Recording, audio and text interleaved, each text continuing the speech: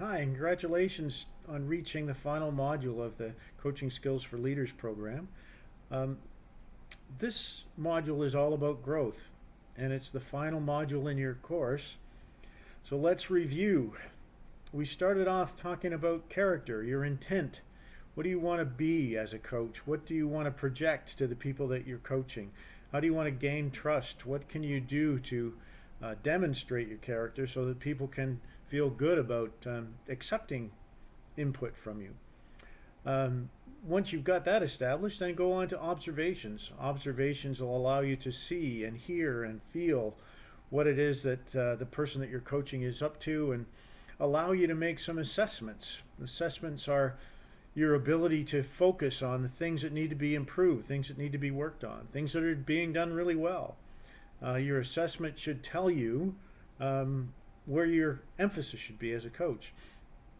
But your emphasis isn't going to be well received unless you can communicate that really well. So the communication part of this is really critical.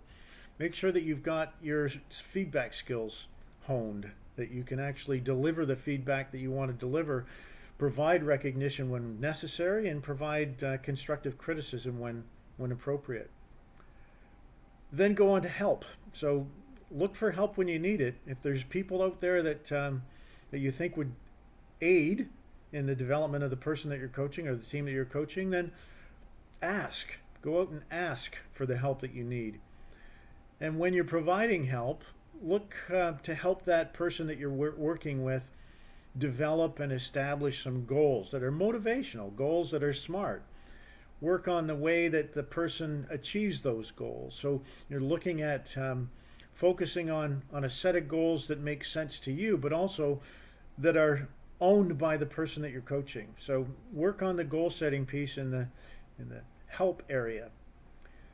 Then moving on to integration. Think about your values. Think about what you value. Think about what the person that you're coaching values. Think about your organizational values. How do you align all that stuff? What are the things that you can do to align the values that you have with the values of the people that you're surrounded by and the values of the people that you're coaching?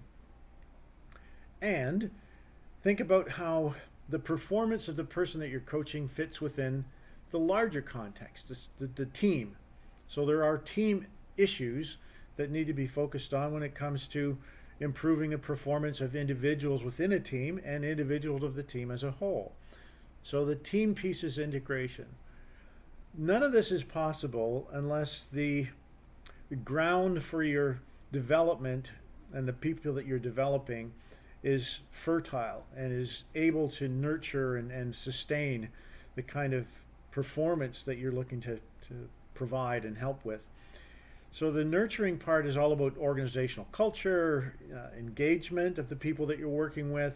How do you fit within the context of the organization that you're in, and how does coaching fit within that organizational context? That all leads to what we're talking about today, and that's growth. Growth is the outcome from all of the other things. So when you put all that stuff together, what you should end up seeing is development toward the goals that have been set, development toward the higher level of performance that you're both trying to achieve.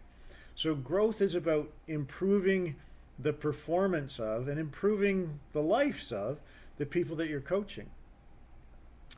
It's also about your own development and your own growth. Um, Many of the leadership speakers that you'll hear about these days talk about a growth mindset.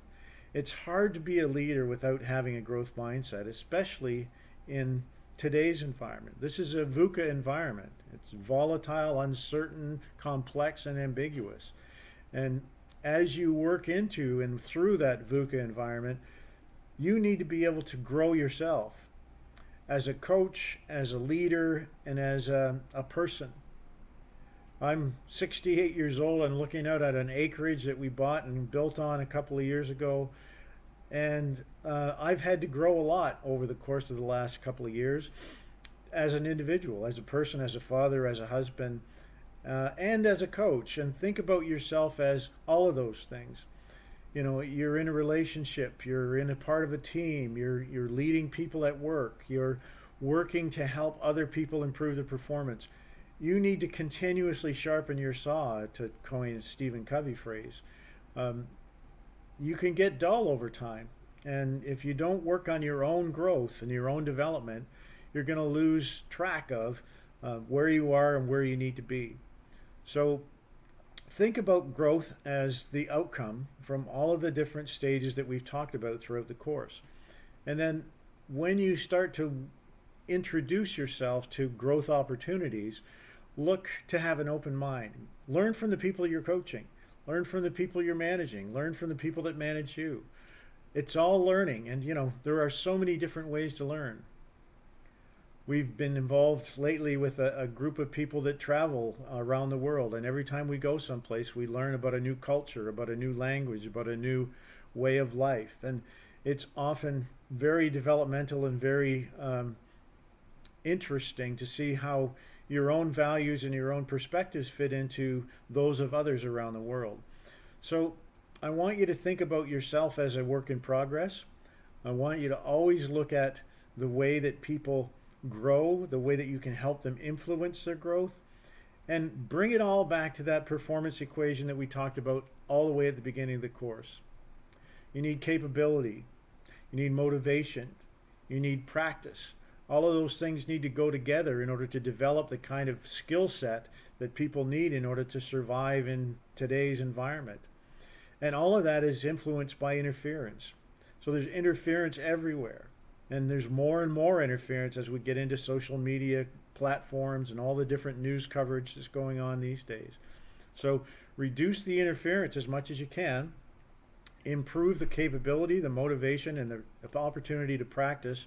Provide feedback all along the way, and you're on your way to becoming an awesome coach. So coaching skills are important for leaders. Any leader needs to be able to use a coaching style.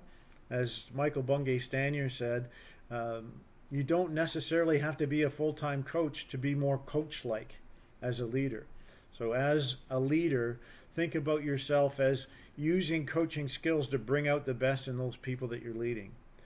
So I want to thank you for your participation, your engagement, and your work throughout the last few months on the course.